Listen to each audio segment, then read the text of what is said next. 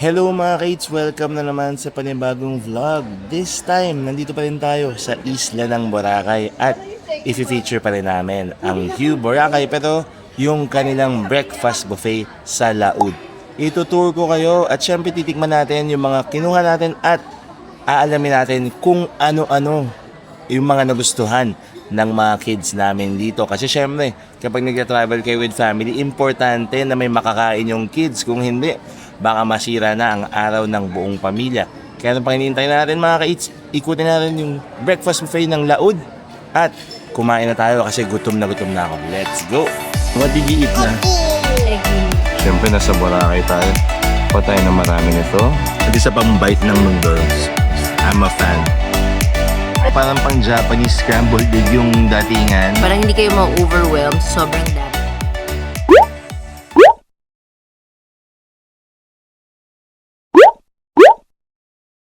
Ito yung Laud Restaurant dito sa Hugh Boracay, located sa ground level. Marami silang tables just outside kasi very open yung restaurant. Kapag nag-turn right ako, grabe, swimming pool na ito agad.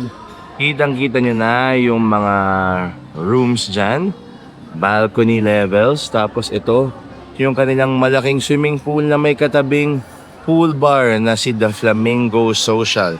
Ang maganda dito sa swimming pool nila, napakadaming daybed, nagpapahiram ng life vest at syempre, yung talagang vibe, ang ganda. Tapos dito, yung pinaka-buffet, ikutin na natin.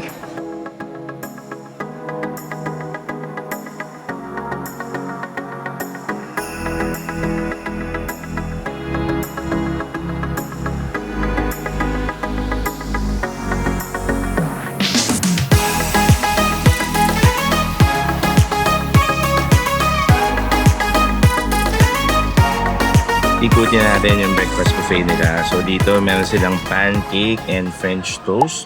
Kasama na yung mga condiments syempre. Tapos meron silang oatmeal, cocoa crunch at parang cornflakes. Tapos syempre hindi mawawala yung milk. No? Ito na rin yung coffee. Nandito na rin yung kanilang tea at iba pang mga condiments. Tapos dito parang medyo pang dessert na. Meron silang coffee jelly. Tapos parang tuna farfalle salad, tapos parang may muesli at mga fruits. Kapag tayo ay umikot dito, makikita na rin natin yung kanilang mga parang mga meals. So dito yung steamed rice. Kung ayaw nyo na, meron silang garlic rice. Tapos syempre, merong ulam. So mushroom, I think this is for vegetarian choices. Meron silang stir-fried noodles na wala ring meat. Very good. Tapos meron silang sweet and sour fish fillet. At meron tayo ditong beef tapa. Kung may breakfast yan, kung walang beef tapa. Tapos, meron din tayo ditong chicken nuggets for the kids. Okay, check agad yan.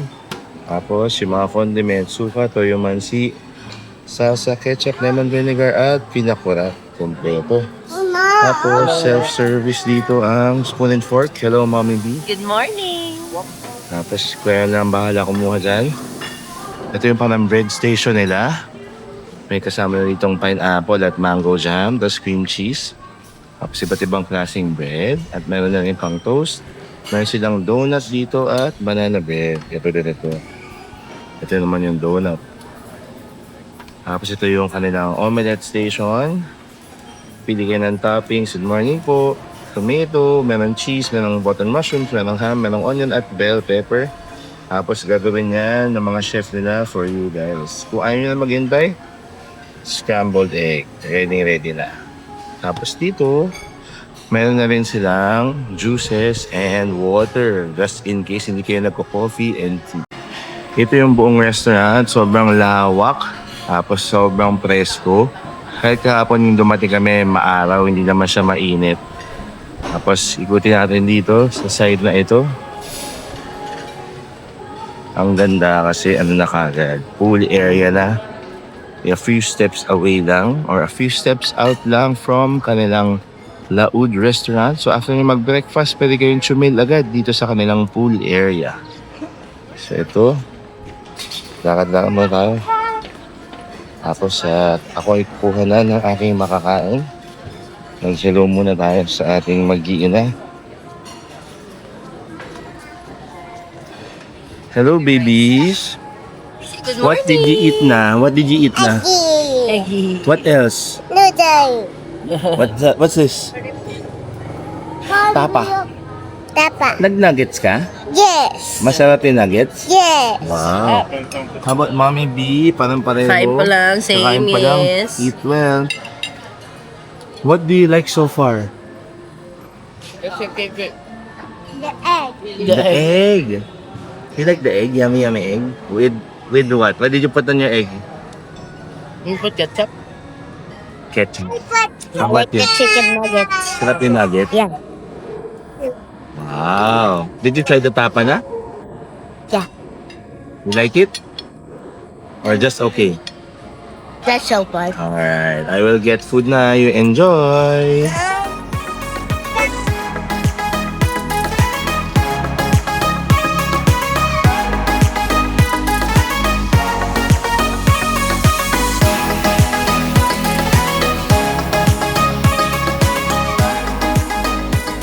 Kukuha na ako mga ka-eats. So, umpisa natin dito sa kanilang garlic rice. Nako, gutom na ako. Ang aga ko nagising. Tapos, nakatulog ako ulit sa sobrang antok at pagod. Kasi parang ilang araw na tayo medyo puyat. So, kawakat ng kaya natin kakainin natin.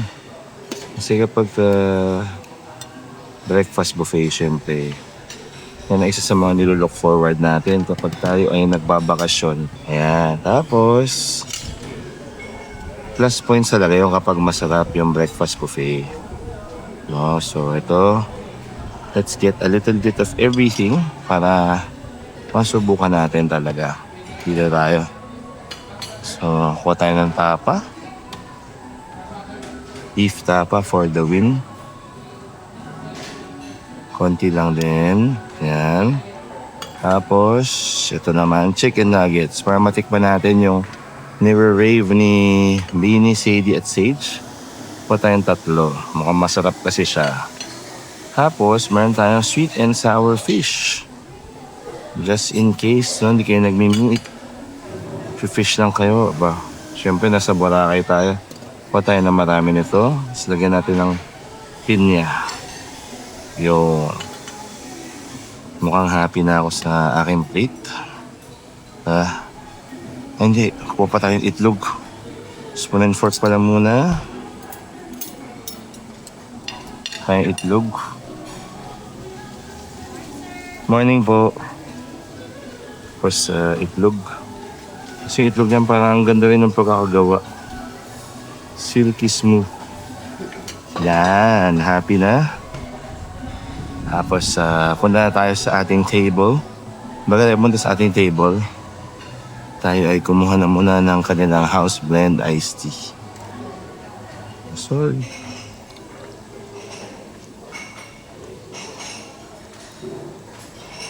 Ayun, let's go. So, ito na si Laud Restaurant. Nakakatuwa kasi na nagstay kami sa Puerto Princesa. Sa Palawan. Laud din yung pangalan ng kanilang restaurant, no? I believe it means laut, no? Same din sa katunog lang. Kain tayo mga ka-eats. Parang gutom na gutom ako.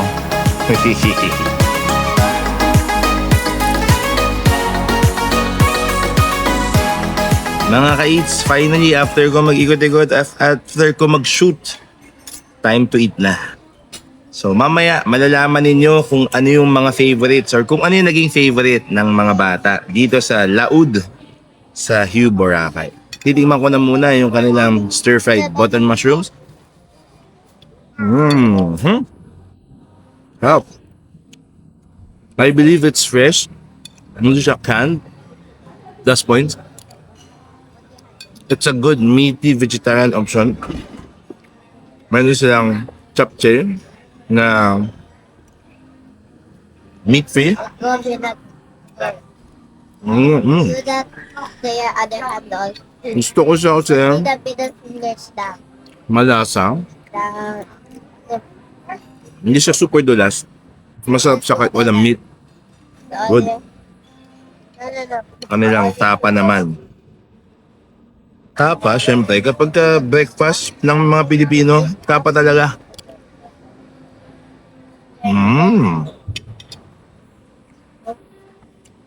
Malambot, No.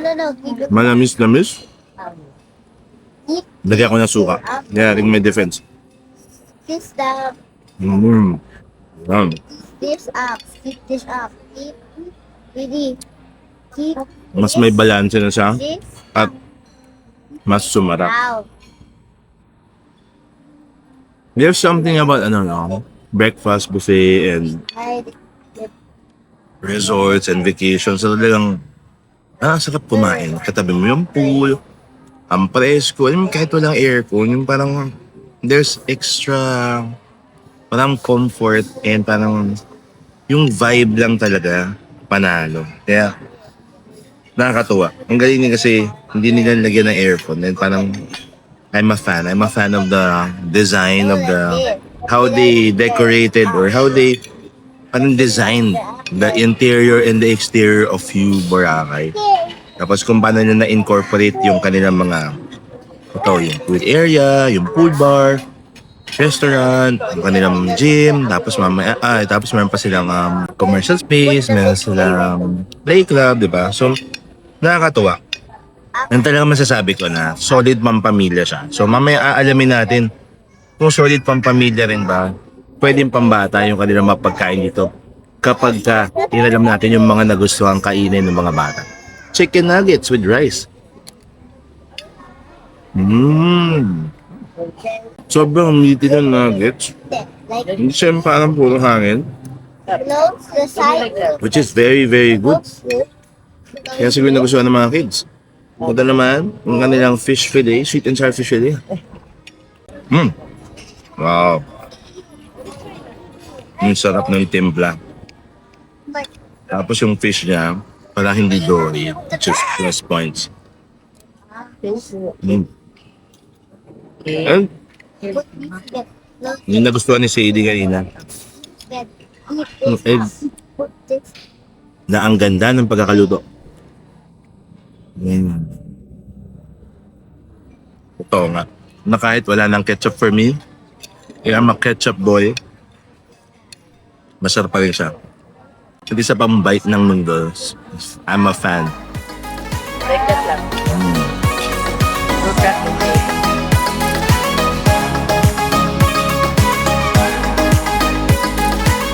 Mga ka-eats, bago ko interviewin si Mommy B. Yung mga kids, tungkol sa nagustuhan nila sa buffet ng Laud. Si Mommy Bianca muna, ang ating breakfast buffet expert. Maka-breakfast buffet expert. Pero ako talaga, pag breakfast buffet, na-excite talaga ako. Kasi start your day right nga, di ba? Yeah. So, lagi ako kumukuha ng garlic rice. Tapos, kumukuha din ako ng mga, kung meron silang Filipino favorites, and apparently dito meron silang tapa na nagustuhan ko kasi malambot. Diba minsan yung tapa matigas, sila malambot yung tapa nila. Tapos bagay siya with the garlic rice and scrambled eggs. And nagustuhan ko rin yung sweet and sour fish fillet nila. Masarap, no? Okay yung sweet and sour fish fillet. Yung spread niya, madami enough na, parang hindi kayo ma-overwhelm sa sobrang dami, pero lahat makakain ninyo. So, pwede ninyong matry kasi hindi naman siya super, super dami. And okay siya for the kids and okay din siya for... Si Ate Bini naman. Ate Bini, finally, what are your favorites here in Laud Breakfast Buffet? I like the chicken nuggets and the egg. Why? Because the chicken nuggets are my favorite. And it's a bit crunchy and I like it with ketchup. And scrambled egg too. What made the egg good? It has a bit of creaminess. It's like a bit wet inside but it's still cooked. Nice, thank you. Matapos ni Ate Bini, si Sadie naman. Sadie, what did you like about the breakfast here in Laud? The egg. The egg. What else What? is your favorite? Just the egg? Why And the did you like rice? the egg? Because it's my favorite. It's your favorite. Thank you, my love. Mga ka-eats, wala tayong likes or dislikes from Sage kasi medyo sinumpong ang baby girl. So, hindi natin kakausapin muna. Mamaya na lang. I think kanina yung kinakain niya is yung nuggets din at yung egg. Ang kulit kasi yung egg nila parang silky smooth. Mukhang parang pang Japanese scrambled egg yung datingan. Maganda yung pagkakaluto. Tapos, kahit nasa chafing dish na siya, ang ganda pa rin ng texture. Tapos, very creamy. Tapos, may lasa na rin siya. Hindi siya yung bland na scrambled egg. All in all, very happy naman kaming lahat. Sabi nga ni Bianca, yung selection hindi ganun kadami. Hindi rin siya ganun kakonti. Saktong-sakto lang. Siguro may mga 4 to 5 na ulam, na solid. Tapos, syempre, masarap yung garlic rice. Siga, mayroon na rin kasamang iced tea, may coffee, mayroon pang juice. Tapos kumpleto, very very standard or talagang par naman siya sa mga breakfast buffet na natikman namin. Lalo na compare dito sa isla ng Boracay. So kung kayo ay naghahanap ng breakfast buffet na mayroong kids approved menu, no?